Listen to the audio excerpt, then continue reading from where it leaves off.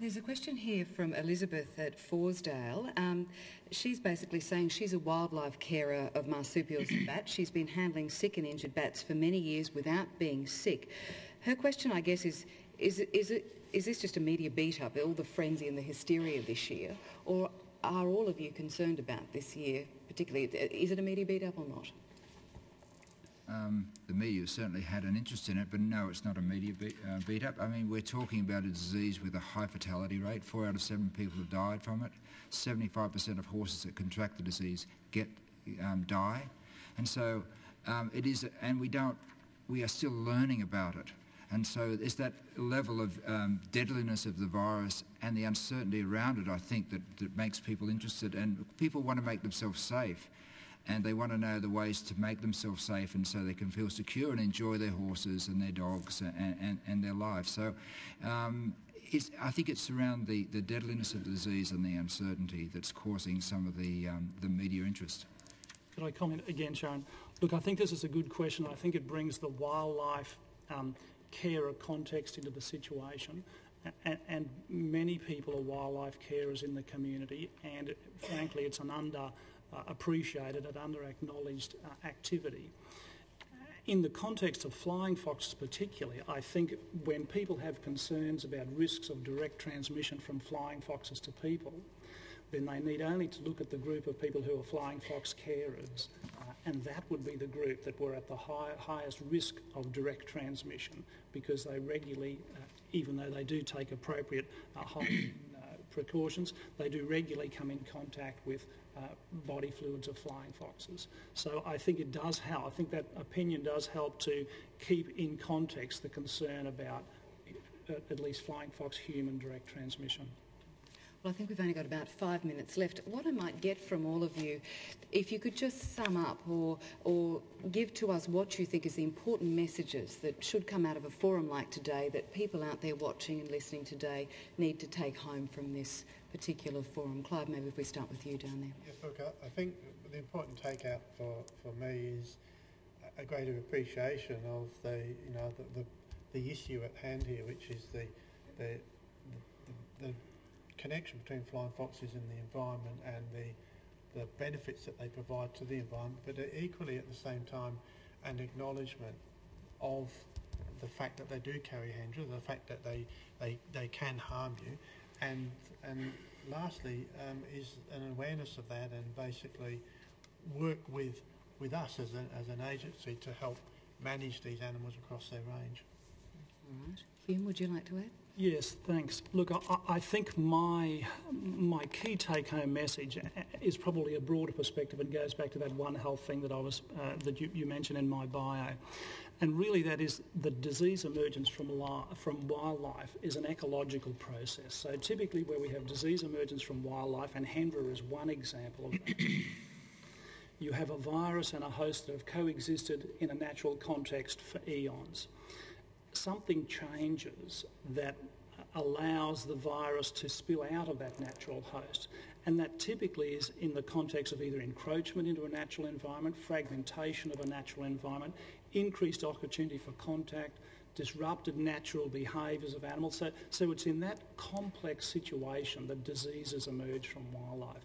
And I guess my message, and it's probably not one that people might like to hear, is that there is no simple fix to this situation. Really, and I have absolute sympathy for people, for families that are impacted by Hendra virus.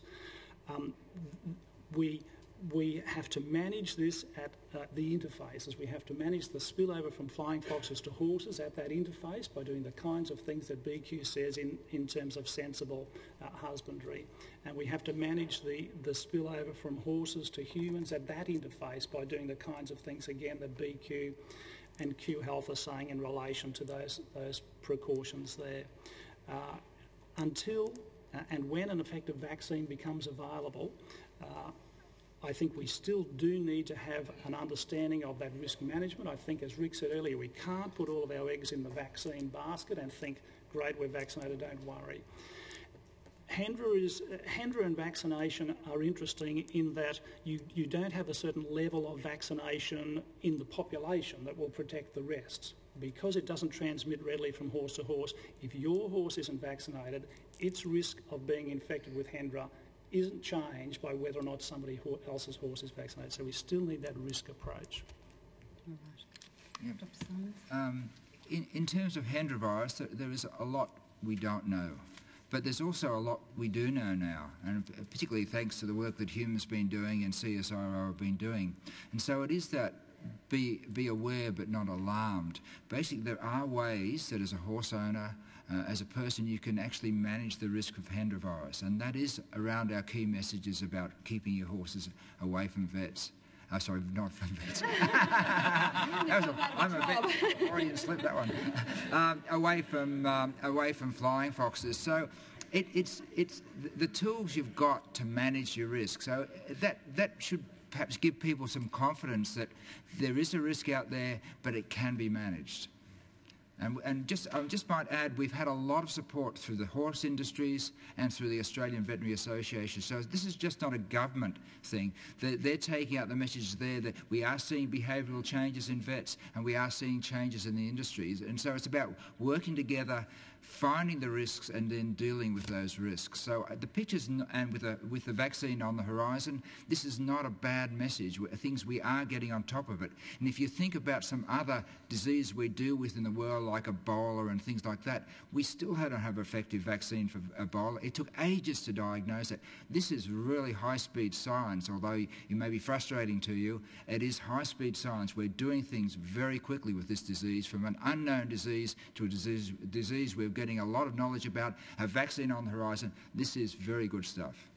And Professor Cleary, from a health perspective, how would you like to sum up? I guess from my perspective, there's no evidence that the virus is transferred to people except through contact with infective horses, that all of the preventative measures that we've talked about this afternoon are very important, and they're the key things that we have been doing and should continue to do.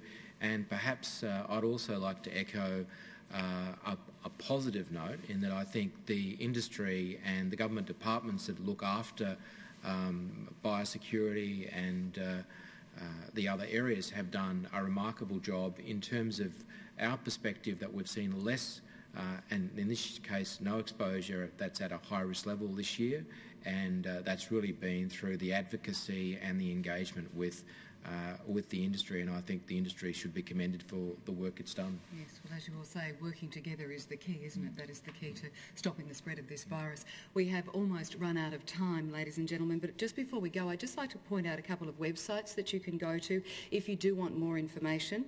Biosecurity, it's www.biosecurity.queensland.qld.gov.au. On the health side of things, health.queensland.gov.au, and from the derm perspective, it's derm.qld.gov.au. And of course, there's also these information booklets available as well, with lots of information out there about how to prevent the spread of Hendra virus. So we do hope you have all enjoyed today's discussion, Flying Foxes, Your Animals and You. This is available on the website to have a look at again if you'd like to go back and hear what the panel has said. Thank you very much for your time this afternoon. We do appreciate it, and we do hope we've answered all your questions. I've tried to get in as many as I can, but as I said, we couldn't ask them all. Thank you very much. Thank you to our panel too.